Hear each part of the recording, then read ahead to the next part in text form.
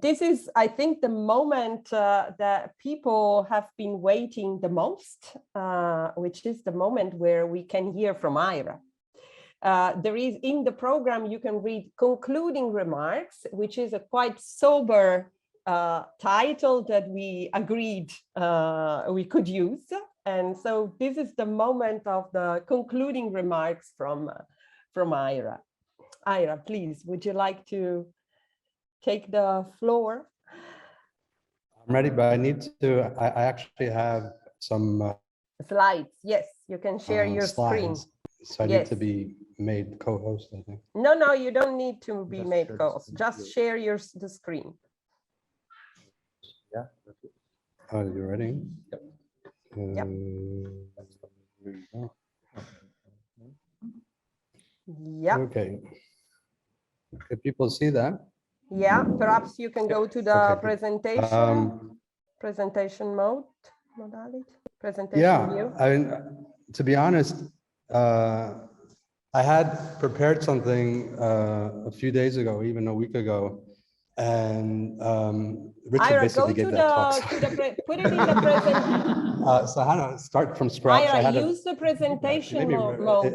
At the same time, it made me a bit anxious, but also made me dig deeper to think about what it is really that makes this occasion kind of special, and also what it is that kind of, I don't know, try to figure out like what it is that makes us all kind of like you know, this community. I mean, like Nicole like sort of referred to us as a community. I use that a lot. Ray used it too. So there's, you know, people who gave talks in our groups or our meetings online now on the XPRAG wine. And everybody says, "Oh, it's so nice to, you know, talk with you guys." And like, you know, trying to figure out, you know, what is it that we might be doing that's correct. Also, I kind of felt like, you know, it made me think too about like, you know, it's hard to predict what papers will work out, you know, like, you know, it wasn't, these papers that have become the focus of our attention were not my first papers, you know. I mean, it's hard. My point is that it's really sociologically, there's some papers I worked a lot on and nobody reads them. There are papers that I worked a little bit on and people attracted to them. I have to say the scalar paper was one, and I'm going to tell you the little story about the scalar paper that I worked a lot on and I learned a lot from. It's sort of the basis of you know, serendipity. You know, people talk a lot about serendipity in science. I think that really captures well what happened with that paper. In 2016, you know, the good old days, right? Before before pandemics, before, you know, strange elections, a popular science writer working for National Public Radio of the US, Adam Cole, decided to put the focus on serendipity in science. And so he organized a competition that he called the Golden Mole Award. I won't get into why he called it that, but it's interesting in itself. But he wanted to celebrate moments of serendipity in science. And so, as he said, we asked for examples of happy accidents in the lab and in the field from the past few years, and he got 300 submissions. Interestingly, the winner was an evolutionary biologist named Elizabeth Tibbets, who at the time was at the University of Michigan, but it was when she was a graduate student at Cornell, she discovered, and quite accidentally, that insects can do face recognition. Now, how did she discover that? Well, her area was on behavior of wasps. I think they're called paper wasps, and they have a very linear hierarchical organization where there are, you know, worker wasps and, you know, queen wasp and people who dominate. And apparently, it's very important for them to be able to recognize each other. And the question was, how did that work exactly? And people considered everything but face recognition, and the way she kind of kept track of her wasps to figure out their behavior. Apparently they react negatively when some stranger wasp comes from some other nest, and, you know, they get mildly beat up. And she would keep track of the wasps for doing her study with paint, you know. And it turned out one day she was doing her analysis and she realized she didn't paint a few of them, and there were some wasps that remained kind of unknown to her. So she thought maybe there's a way to save her work. And so, well, this is to give you a little bit of background. She said, queens and workers of the paper wasp form a linear dominance hierarchy that determines how food, work, and reproduction are divided within the colony. And such a stable hierarchy would be facilitated if individuals at different ranks have some degree of recognition. So to get back to the story, she realized that she didn't paint some of them. So she thought maybe there's some other way she could, figure out what wasps were doing, how they could be identified. And she realized that they actually have very unique faces, so there, you could see these are 4, what she calls portraits. And she started, labeling them based on their eyes or, other features or, whatever. I mean, looks like, I'm sure she doesn't call it chin, but, looks like certain parts of it are just very different. And she kind of saved her study and then also went on to do some really innovative work. And apparently, there were lots of theories about how wasps recognize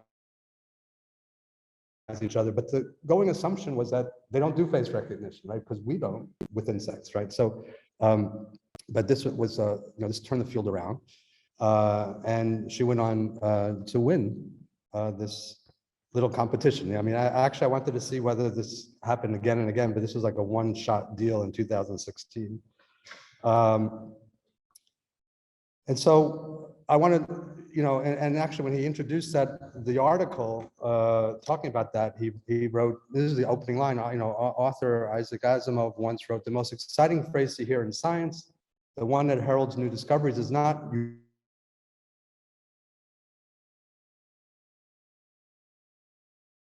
Eureka, that's funny. And also the other thing I want to do is show you how a social setting in which it takes place is vital as well. So as Walter knows, and as Richard discovered, my training was not in language. I mean, just a little bit of language, but I was, my background is a psychologist of reasoning.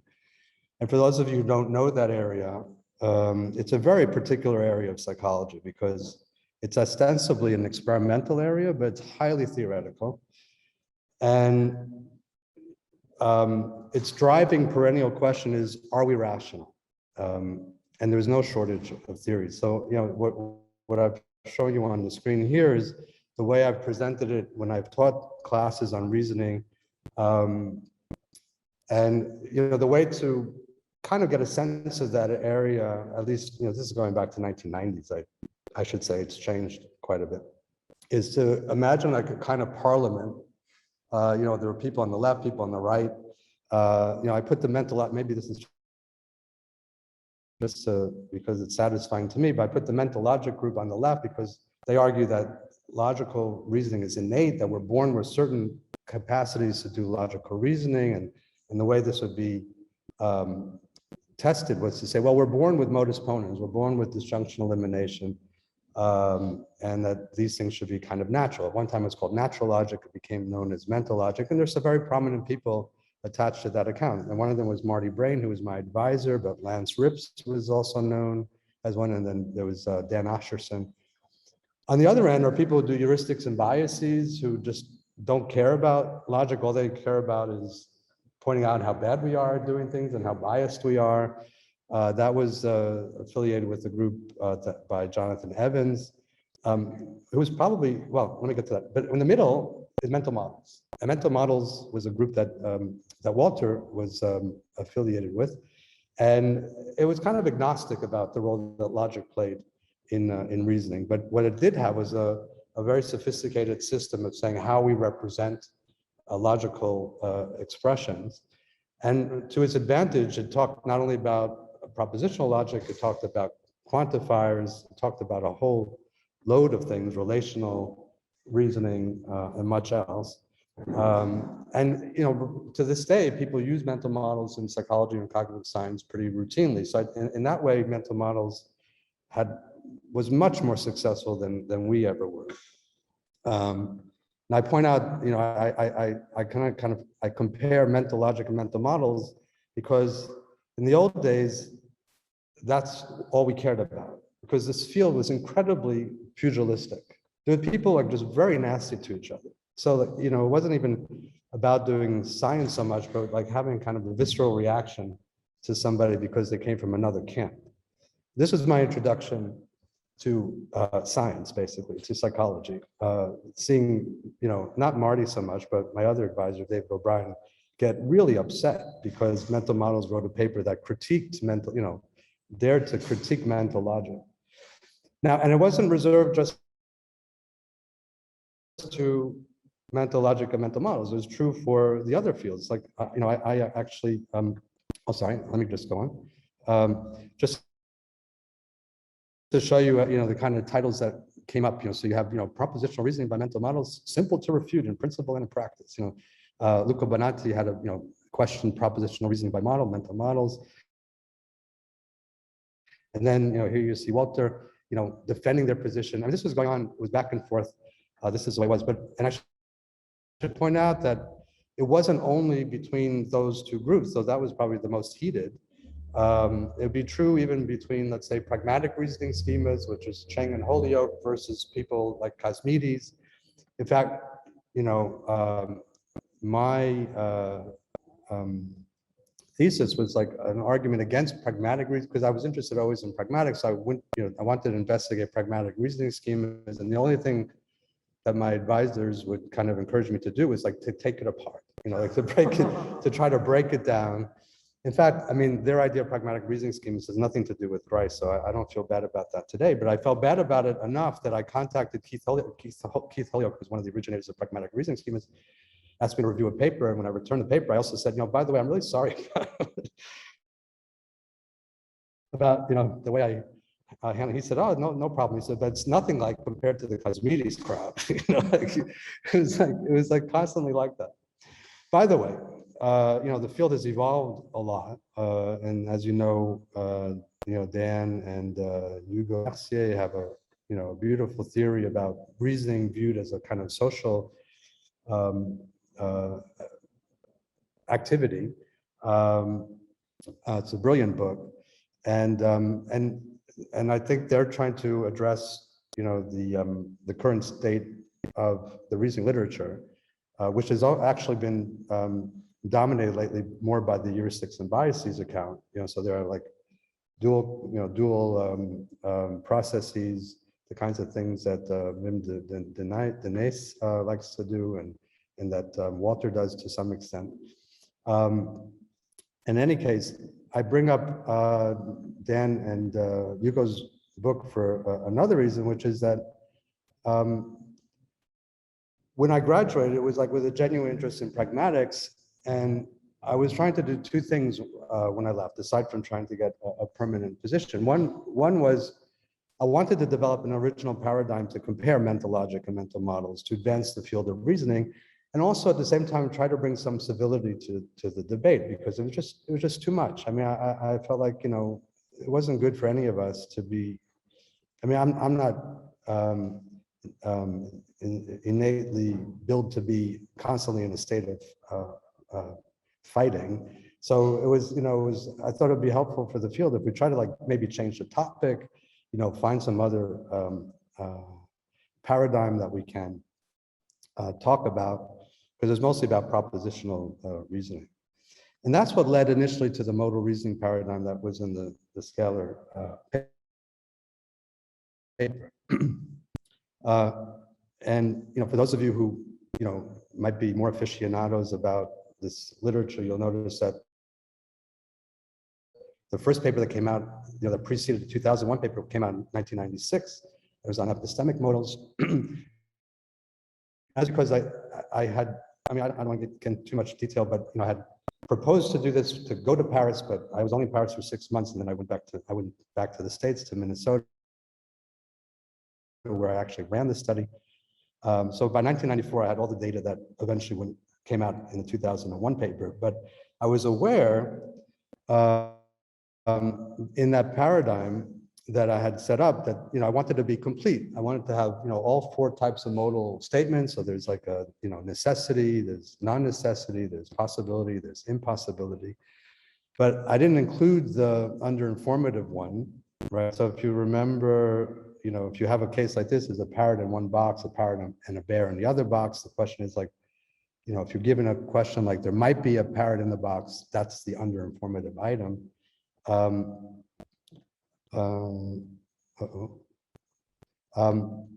But I left out that underinformative item to do a kind of study about epistemic modals, but I saved it for what eventually became the 2001 paper. Now, you can tell there's a long gap between 1995 and 2001. And this is why I wanted to talk about the social side to science that I think is vastly underappreciated. Now, it might sound trite, but you know, you need a community, right? You need a group of supportive and thoughtful people who are going to help you out when you have some weird data, or if you come up across something that you might detect is kind of unusual, but you don't know what to do about it. And that's what I found in Paris, right? So I had left Minnesota. I went to Montreal, which was,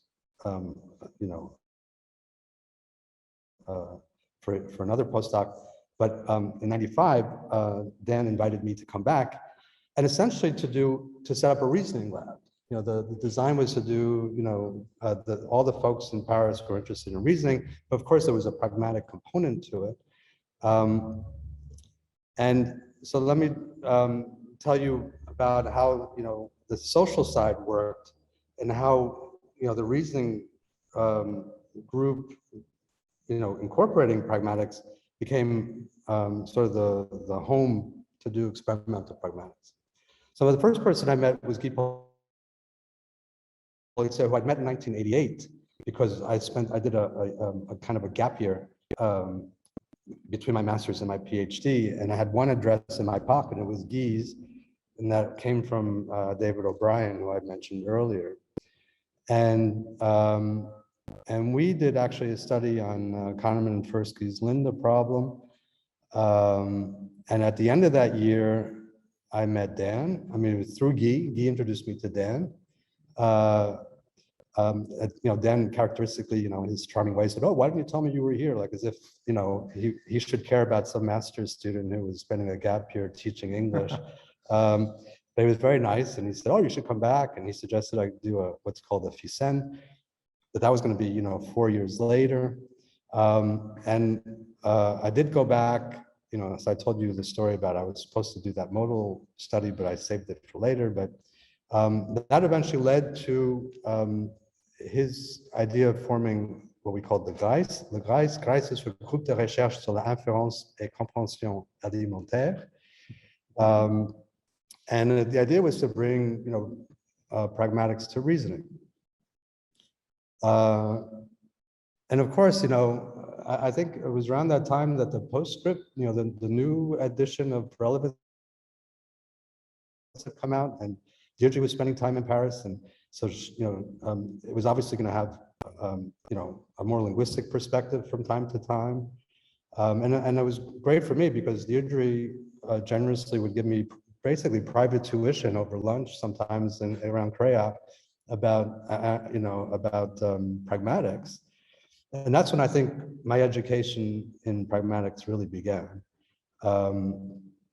And, you know, it was through Deirdre that I eventually, you know, I think Deirdre, you know, obviously went back to London.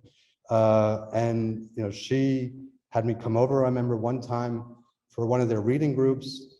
And I think I presented the data on the, you know, the data on the modal reasoning task, you know, with the underinformative might, given that it should be must.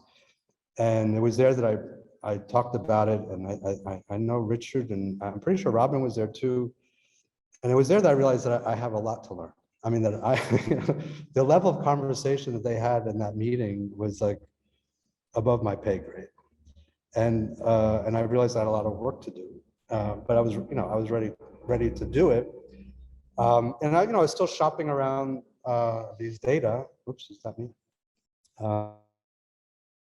And a lot of, you know, between 95 and 2000, I was presenting that paper from time, or the work on that paper from time to time, and it was also getting rejected a lot. I mean, it was a paper that was counterintuitive. You know, people didn't quite know what to make of it.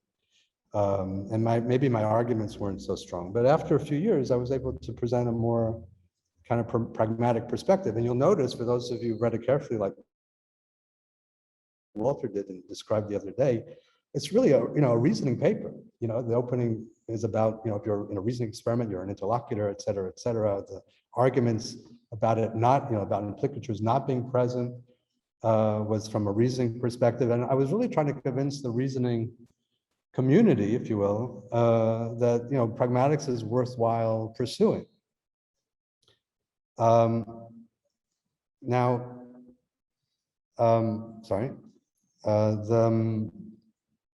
Ultimately, after sitting with the data a while and talking to a lot of people, including Deirdre and the folks in London, and also getting feedback from people like Luca Bonatti, it started to take shape. And I remember, I sent it to Cognition, and it was there that Jacques Miller, who has since passed away, wrote, "It's fine." I think in those days it was, a one-man operation. It's not like today where half your submissions get desk rejected. And he said, "Well, just run it on something else," and that's when it became obvious that I should just do it on some, and there was a literature from Carol Smith, who looked at younger children but didn't look at older children. The nice innovation I think that that I was able to bring into it was that it was a real double-blind experiment, and there were enough. I don't know if you remember the items, but it was like things like some elephants have trunks, some giraffes have long necks, and then you'd have weird things like some books have wings, and so like the student from Grenoble, this is when I was in Grenoble, who ran it, thought it was all about these weird statements like some refrigerators have wings, and she didn't notice the underformative items, so it was perfect because she was presenting these out of the blue types of statements without really knowing what we were after, so ideal. And of course, we found the nice developmental findings, could resubmit it, and it got accepted. So you can see, that's, where, there was that's funny type of effect. I think I skipped over the place where I wanted to talk about. I noticed that, when I ran the Modal study that, that children were doing better than adults from a logical perspective. And I thought, oh, that's funny, and that this needs to be further investigated. And it's really serendipitous, right? I mean, the story I just told is very little. I mean, Richard, I mean, it's true that I was aware that, we were really getting closer to Grice, but the people I was talking to weren't really ready to hear about that. And so, I was grateful that there was a community, starting with the relevance community, and then expanding to the other, to really linguists, whether they be, pragmatists or semanticists or others, but that really kind of were drawn in by these kinds of data, and also by the way to think about, their own theories. And so in a certain way, my experience in the reasoning literature, which was, always clearly two different camps, it was, to my taste, a little bit too, as I said, pugilistic, but still there was like a clear way about how to set up an experiment. We have two opposing positions. What I did not think you needed is like this really, the kind of, the bad feelings that some of the people had in that field, and also how younger people, were really, I'm thinking of myself, younger people, were kind of intimidated. You're afraid to like go to a conference because you think that, one of the leading lights from one of the other camps is just going to destroy you at a poster session. So like, it wasn't a very safe space, so to speak. And I just didn't see why we needed that. So, I mean, I think you could see maybe some of the elements of what we try to avoid, in this community. I mean, not so much that you need a safe space, all this all this, but there are ways to get past it, right? There are ways to address it directly, right? So imagine if, you know, mental logic and mental models had decided to do an adversarial collaboration, right? Or, you know, or you know, it was Daniel Kahneman who actually gave me the language, not personally, but in his work, talked about adversarial collaborations. Like, why not do that and agree on some kind of experiment and see who's right? You know, that seemed to me a much more rational way to go about doing science. Well, before I get to the that, you know, to the parts that I think make the community a kind of a nice place to work, I also wanted to say, you know, the metaphor literature resonated a little, you know, much less than the reasoning literature, but with the same sense, because, like, you know, when you read Ray's work, you know, it also provoked some kind of controversy, and I don't know if there's bad feeling. I do know that when I've given a talk to the crowd, you know, that does, well, I won't talk about that, but you know, there's not a sense of like, you know, oh, great, new ideas, da, da, da, da. You know, it's more like, oh, you know, who's, what, you know, this is kind of threatening, and I frankly just don't understand that.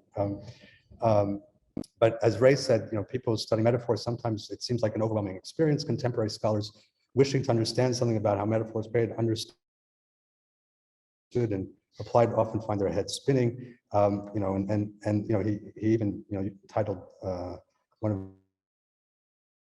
his books Metaphor Wars, but I mean, what has to do with you know, wars as arguments, etc. But still, you know, there's a little bit of that too, and trying to décortiquer, you know, trying to separate out the theory from the experimental data is sometimes hard when it's clouded by a bad feeling. So this is what leads to like sort of three, I don't know, sort of guiding principles that I think we've done well in our community. One is that people should remain, you know, swayed by the experimental evidence, right? I think it's important that people should be in a position where they can change their minds, you know, allow positions to evolve while acknowledging that, right? And to any sort of experimentalists, this is like your creed, right? Like, why do we do experiments? We're not doing it to prove ourselves right or to confirm our theories. We're there to really test ourselves and try to come up with experiments that are going to really, you know, put you in a corner, and, you know, basically you want to try to falsify your theories. Which is what, you know, which is number two, right? So it's ideal to engage with an experimental phenomenon from alternative positions, and not treat an experiment as a way to demonstrate why, you know, the author's position or one's model is right? So this is something that you see less and less of, but I think early on, I think, you know, people sometimes would say, well, let's do an experiment, and the experiment confirms basically, you know, my approach, and voila, you know, I'm right. But most importantly, I think what's important is to give a prominent place to younger folks, because, I mean, they need to be centrally involved, not only because they're not just an audience, right? Because we want to, you know, we don't want them to be an audience just because we're benevolent educators, but because they're ultimately judge and jury, right? Right now, the younger folks are reading the papers, they're coming to their own conclusions, they're determining whether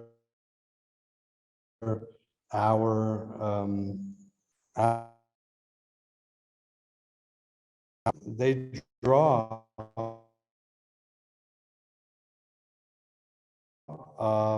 to make are going to be able to shaping the field now and in the future. So it's not, you know, like being inclusive to younger people, and you know, I mean, we want younger people to be attracted to the field. It's I think important for the science, right? Because they're the people who are ultimately going to be next, so to speak.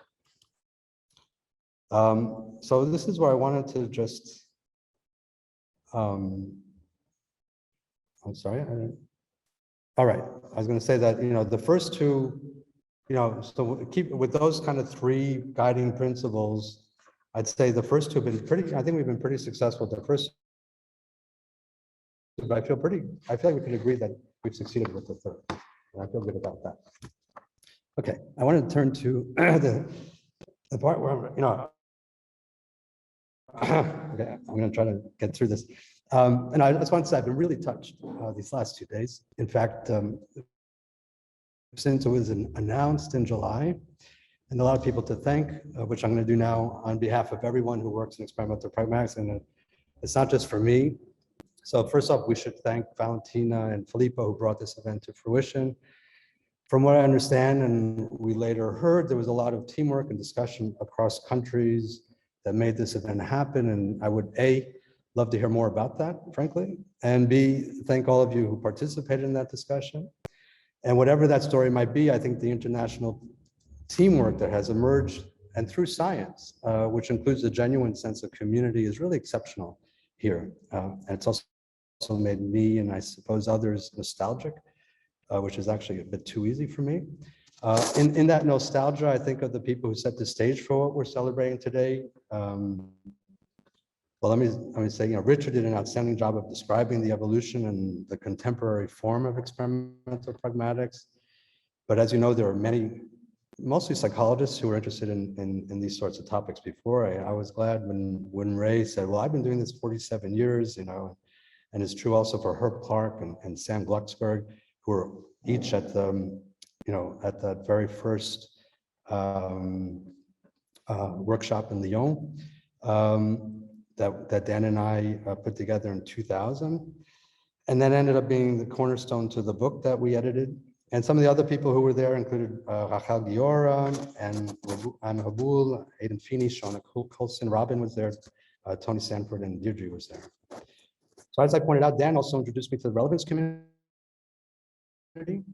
which obviously includes Deirdre, who's been a guiding light to my own pragmatic investigations and a vocal endorser of experimental endeavors.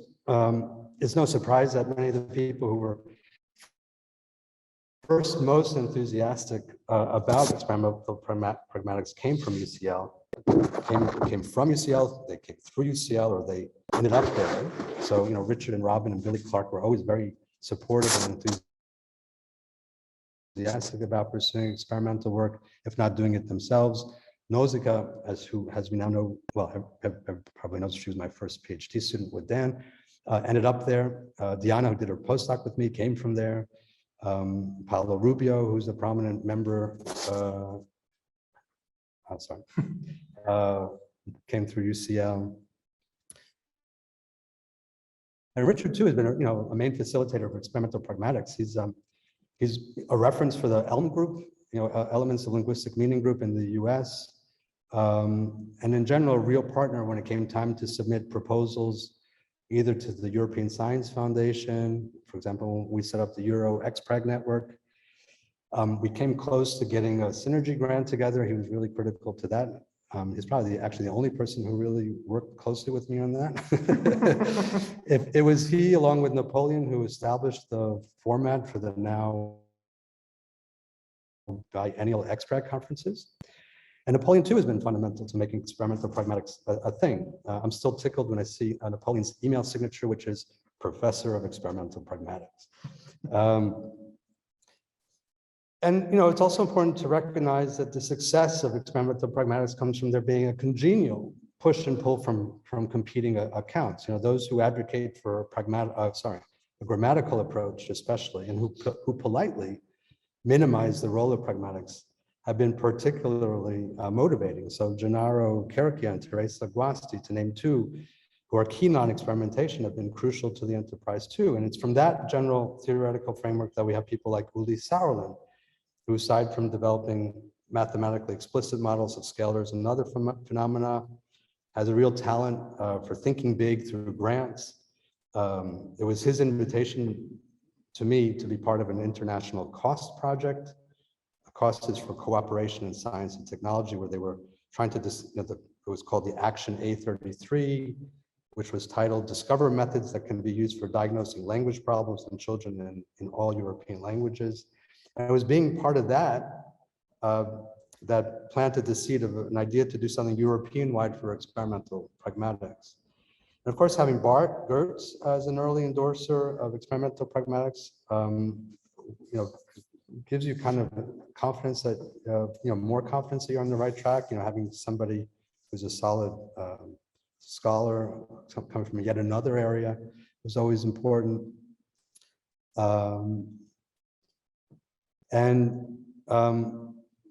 To get back to the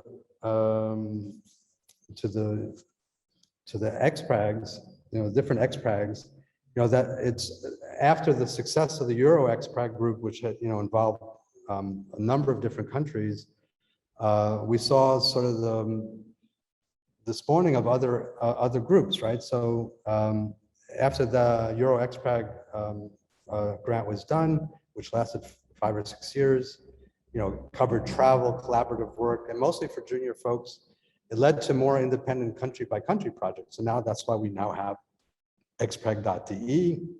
Those folks got millions of euros for, I forget what, 6 years? And that was done with Uli and Petra under their leadership. We're now, under the guidance of XPRAG.it. There's a group in Switzerland, XPRAG.ch. I don't know if you go by that. Okay. So like we have, I don't know, the fact that there's all these different groups in different countries, it's as if XPRAG has franchises all across, it's almost like McDonald's.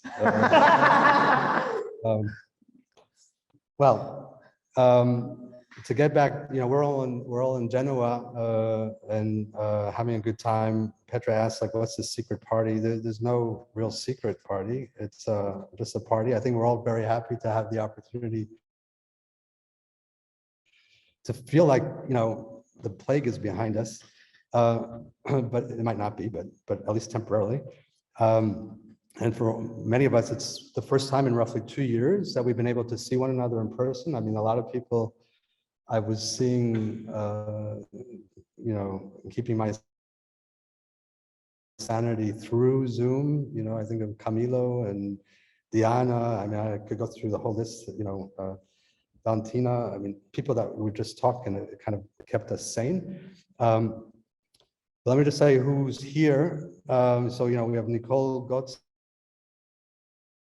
who came up with the idea. Oh, so I'm just gonna sort of present some highlights. Nicole, who came up with the idea to organize monthly online XPRAG wine meetings during the pandemic.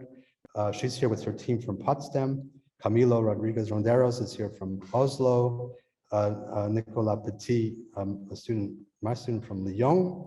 Nadine Balbach from Tübingen. Diana Mazzarella is here from Neuchâtel. Greta Mazzaggio is here from Slovenia. And of course we have the local Italian crew here. We have Federico Frau, Eleonora Maracchini, Maria Alice Barladi in Genoa. Luca Bischetti is in Pavia. So it's been fun to have something resembling a real live meeting. I just want to say thank you to Valentina and It's been great.